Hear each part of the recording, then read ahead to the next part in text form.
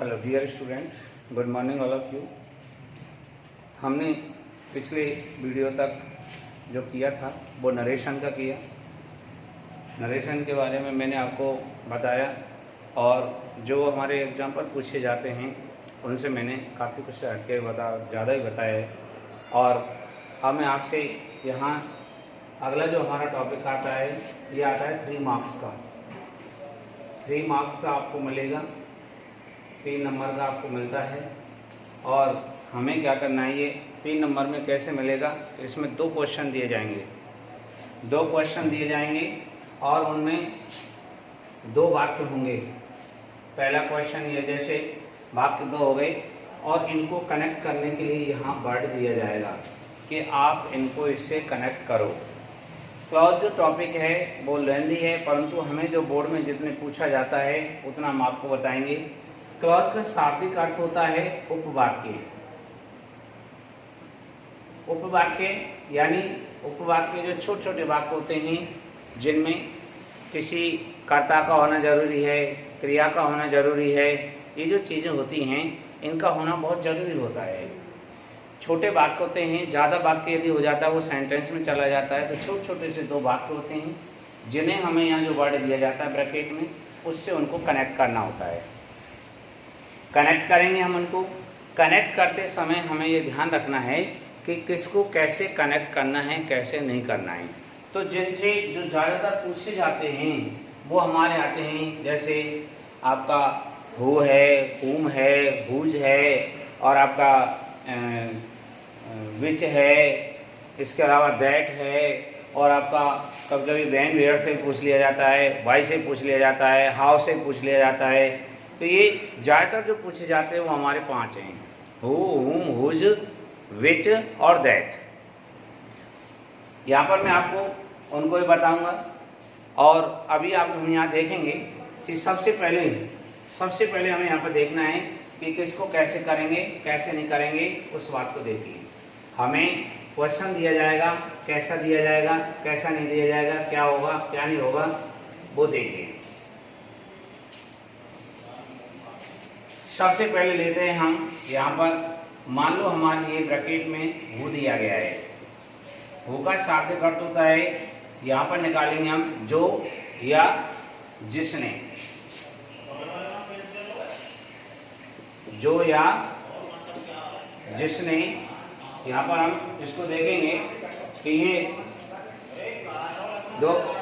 जो या जिसने इसका शाब्दिक अर्थ होता है। और शाब्दिक अर्थ में हमें यहाँ इसका विशेष ध्यान रखना है कि इसका अर्थ भी आ जाना चाहिए। हम यहाँ पर लेते हैं, सबसे पहले वाक्य होंगे हमारे 2 वाक्य होंगे। दोनों वाक्यों में आपको ये ध्यान देना है, क्या ध्यान देना है कि ऐसे वाक्य देख करके और यहाँ पर आएगा ब्रैकेट में लिखा हुआ है हु लिखा हुआ है, तो आपको क्या करना है, आपको ये करना है मोस्टली जो होता है इसमें दूसरे वाक्य में जो कर्ता आता है उसे हटा देते हैं। दूसरे वाक्य में कर्ता, हमारा जो भी कर्ता होगा हम उसे हटा देंगे। इस जगह पर जो हमें मिलता है कर्ता, ज़्यादातर जो कर्ता मिलता है वो हमारा सजीव कर्ता होता है। सजीव कर्ता यानी किसी व्यक्ति विशेष के लिए काम में आने वाला सर्वनाम कर्ता होता है। यहाँ पर आपको ही, सी, दे, ज़्यादातर तो ये मिलते हैं। यदि आई मिल जाए, बी मिल जाए, यू मिल जाए, ये भी मिल सकते हैं। ऐसा नहीं है कि नहीं मिले, ये मिल सकते हैं। इनके अलावा आपको करना क्या है, इनके अलावा जो नाउन जिसका डिस्क्रिप्शन इसमें किया गया है वो नाउन दोबारा से रिपीट की जा सकती है। उस नाउन का यूज यहाँ पर किया जा सकता है। ये नहीं उसका यूज नहीं किया जा सके, उसका यूज किया जा सकता है। आपको एक ध्यान देना है क्या, कि यदि हमें ही दिया गया है तो क्या करेंगे, सी दिया गया है तो क्या करेंगे, दे है तो आई, वी, यू, इनमें से यदि हमें मिल रहा है तो हम क्या करेंगे, तो हमें ये देखना है कि ये जिस संज्ञा के लिए या जिस सर्वनाम के लिए ये प्रयुक्त हुए हैं हम उसी के पास में हु वाले वाक्य को ले जाएंगे। कैसे, देखो सपोज इस जगह पर ही आया है तो यहाँ पर एक वचन पुल्लिंग, हमें यहाँ पर एक वचन पुल्लिंग जो संज्ञा होगी या सर्वनाम होगा, एक वचन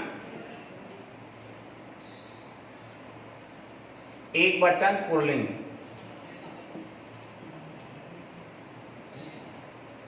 एक वचन पुल्लिंग के लिए जो संज्ञा या सर्वनाम है, एक वचन पुल्लिंग संज्ञा के लिए हम ही, यदि ही आ रहा है तो इस वाक्य में एक वचन पुल्लिंग के लिए, एक वचन पुल्लिंग के पास में हम वाक्य को ले जाएंगे। इनमें से जो भी मिला है उसको हटाओ, उसकी जगह पर हु बैठा लो। अब ये हो जाएगा हु वाला वाक्य। जो भी हमें यहाँ मिले उसको आप दूसरे वाक्य के आरंभ में बैठा लो। अधिकांश जो होता है वो दूसरे वाक्य में होता है, परंतु आपको ये नहीं है कि ये बात फिक्स हो जाए।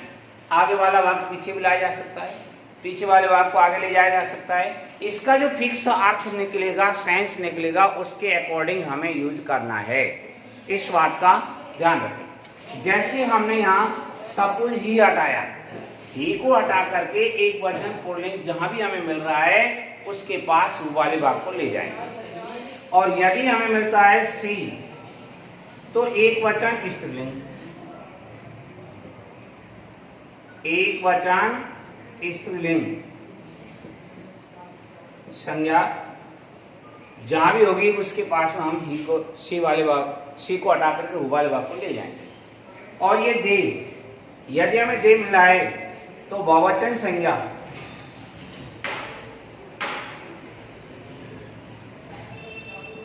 बहुवचन संज्ञा चाहे वो स्त्रीलिंग हो, चाहे पुल्लिंग हो, चाहे लिविंग थिंग हो, नॉन लिविंग थिंग हो, जीवित सजीव हो या निर्जीव हो, कैसी भी हो, हमें उससे कोई मतलब नहीं है। हमें यहाँ ये ध्यान देना है कि यदि हमें दे हटाना हो तो बहुवचन संज्ञा के पास में हम हु वाले वाक्य को लाएं। अच्छा, इसके बाद यदि मान लो हमें इस जगह मिल गया आई मिल जाता है तो इस वाक्य में आई यानी फर्स्ट पर्सन के जो होते हैं उन्हीं के पास ले जाएंगे। आई है, मी है, उसके पास वाक्य को ले जाएंगे। यदि हमें मिलता है बी तो बी वाले यहाँ बी होगा या अस होगा, उसके पास ले जाएंगे।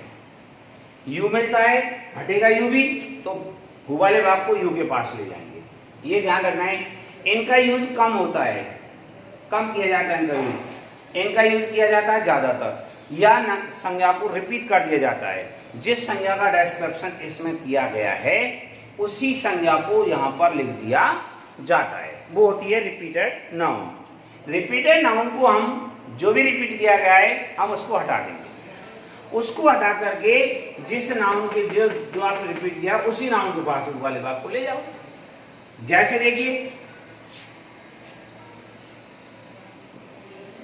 This is Rahul, full stop, he is my classmate, यह दिया गया है। और इसको कह रहा है इसको हु से कनेक्ट करो। किससे कनेक्ट करो? हु से कनेक्ट करना है। तो हम क्या करेंगे? तो हम करेंगे यहाँ पर हु से कनेक्ट करेंगे तो हमें क्या करना है कि हम इसको हटा देंगे। इसको हटाएंगे, ही को हटा देंगे, या हमने हु को बैठा दिया। अब ये देखो कि ये जो ही है, ये ही इस वाक्य में किस संज्ञा के लिए आया है? तो मैंने बताया एक वचन पुल्लिंग। एक वचन पुल्लिंग कौन है? राहुल। इसका मतलब हु वाला वाक्य राहुल के तुरंत बाद आ जाएगा। तो ये हो जाएगा this is Rahul, who is my classmate. ये यहाँ हो गया। अब हमें यहाँ ध्यान देना है, किस बात पर ध्यान देना है कि सपोज हमारे लिए ये जो नाउन है लास्ट में मिली है, जैसे इसमें मिली है लास्ट में, हमने हु वाले वाक्य को तुरंत इसके बाद कनेक्ट कर दिया।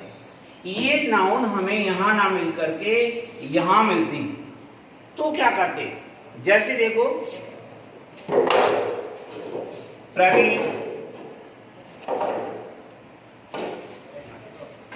Praveen is a good player.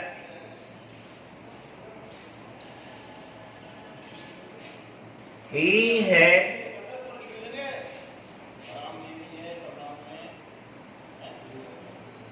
had won the medal. He had won the medal. और यह कह रहा है इसको हु से कनेक्ट करो। हमें इसे हु से कनेक्ट करना है तो कैसे करेंगे? ये हमने हटा दिया, ही को हटा दिया। ही को हटा करके ये देखेंगे ये ही किसके लिए आया है? यहाँ ही आ रहा है किसके लिए? प्रवीण के। तो हु वाले वाक्य को प्रवीण के पास लाओ। तो सबसे पहले लाएंगे यहाँ प्रवीण। हम हु वाले वाक्य को यहाँ लाएंगे तो इनका क्या करेंगे?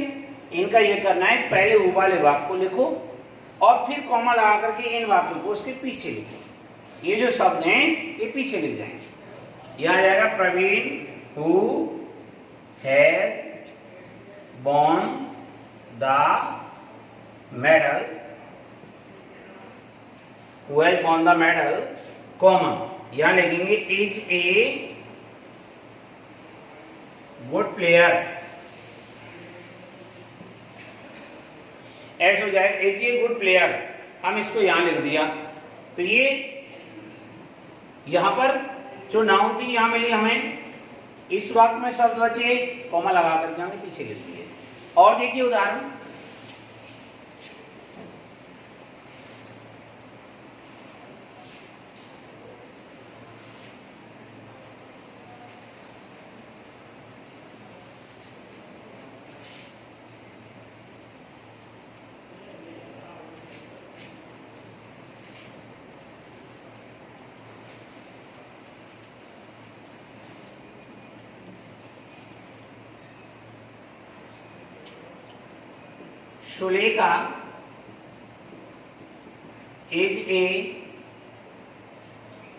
Sulekha is a housewife.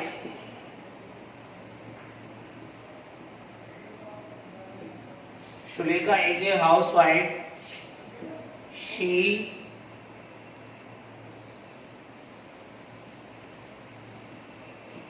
She is a sincere lady. ये हु से कनेक्ट करना है, इसको हमें हु से कनेक्ट करना है तो कैसे करेंगे वो देखो। सबसे पहले हम यहां देखेंगे शी लिखा हुआ है, हमें दूसरे भाग का कर्ता हटाना है। कर्ता हमने हटा दिया, या लिया हमने सी को हमने हटाएंगे तो यहां देखो ये सी किसके लिए आया था? ये आया था सुलेखा के लिए। तो यहां पर हम सुलेखा के पास में इस बात को लाएंगे, ये हो जाएगा सुलेखा, या लाओ who co, who is a sincere lady,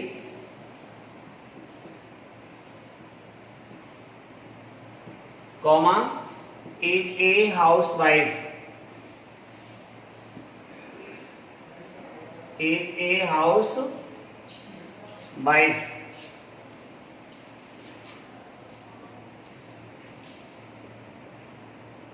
Prakash is a driver, full stop. He lives in our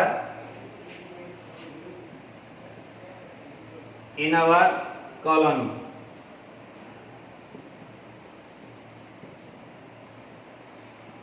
यहाँ हमें हु से कनेक्ट करना है तो यहाँ लाएंगे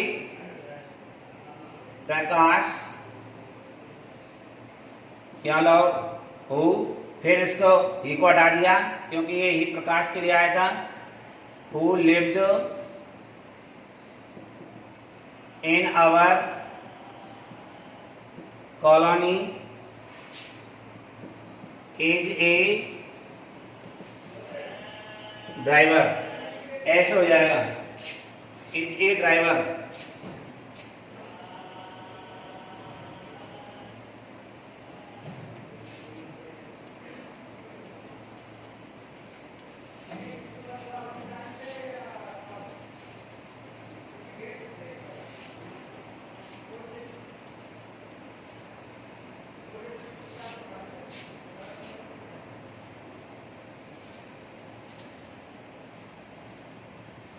राखी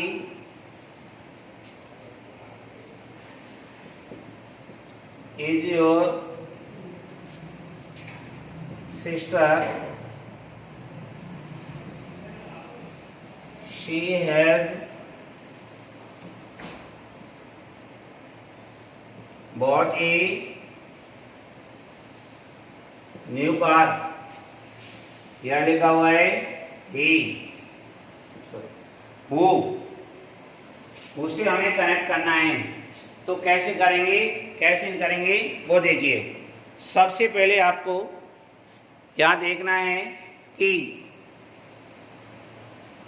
आपको इस वाक्य में से सी हटाना है।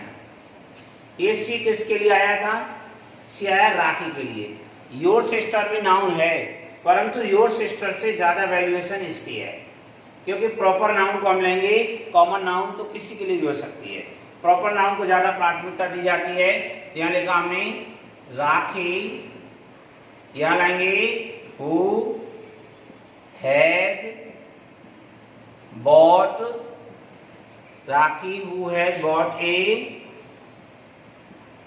New car, comma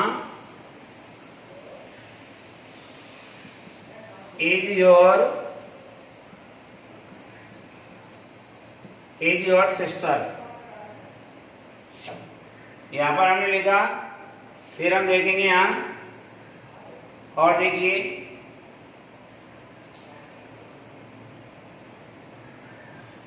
Roshni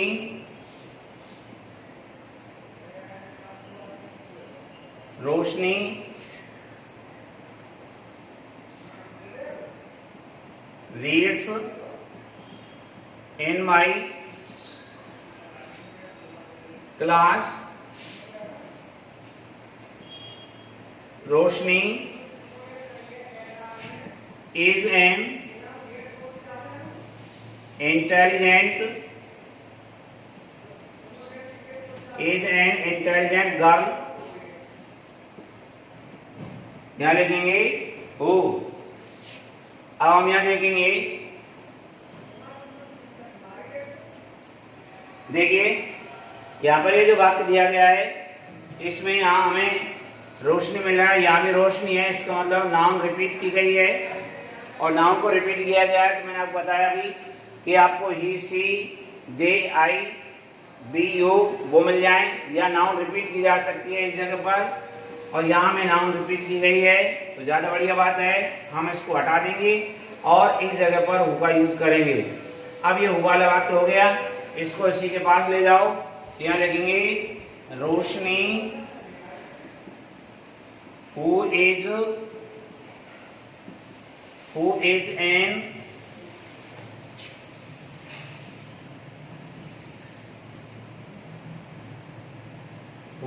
N intelligent girl, comma reads in my class। ऐसे हो जाएगा। इसके बाद और देखिए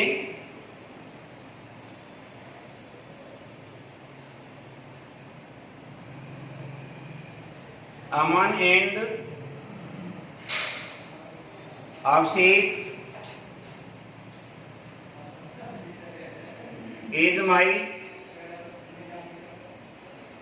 is my cousin।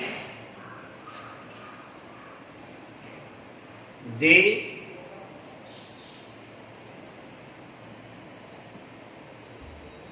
read in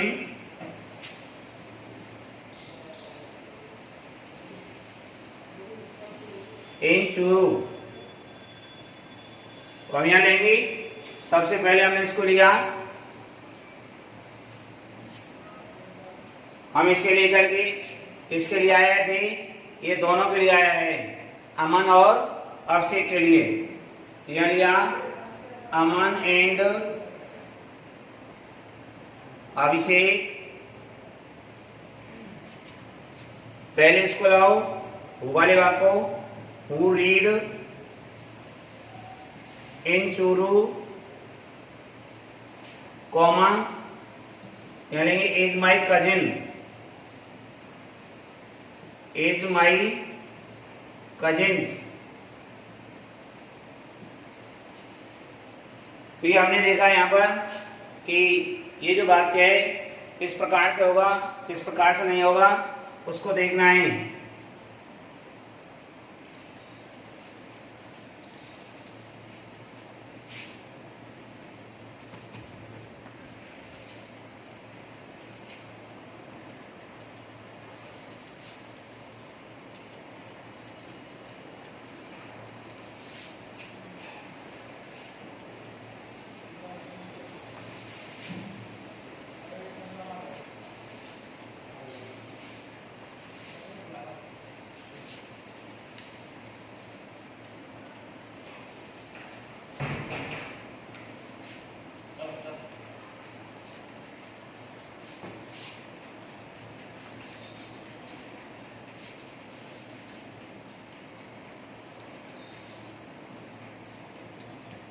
I teach Praveen daily. He lived in our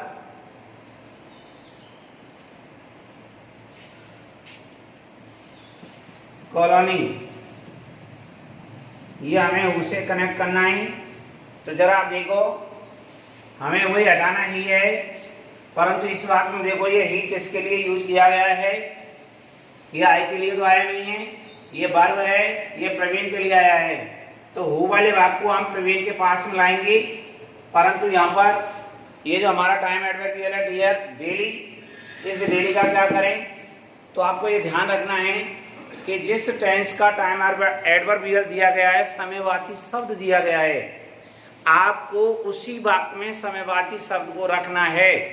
यदि दूसरा वाक्य किसी दूसरे टेंस का हो तो अब यहाँ देखो ये प्रेजेंट इंडेफिनिट टेंस का है, ये पास्ट इंडेफिनिट टेंस का, जबकि डेली जो हमारा एडवर्बियल है वो पास्ट प्रेजेंट टेंस का है, पास्ट का नहीं है। तो ये तो इसी वाक्य के साथ रहेगा। इस स्थिति में आपको क्या करना है, टाइम एडवर्बियल जो होते हैं वो दो जगह पर होते हैं, या तो होते हैं वो at the end of the sentence और या फिर at the beginning of the sentence. तो आप इस टाइम एडवर्बियल को बिगिनिंग ऑफ द सेंटेंस लिख सकते हैं। इसको यहां पर लिखेंगे, सबसे पहले आ जाएगा डेली, फिर लिखेंगे आई टीच प्रवीण। इसके बाद अब हु वाले भाग को ले आओ, who lived in our colony.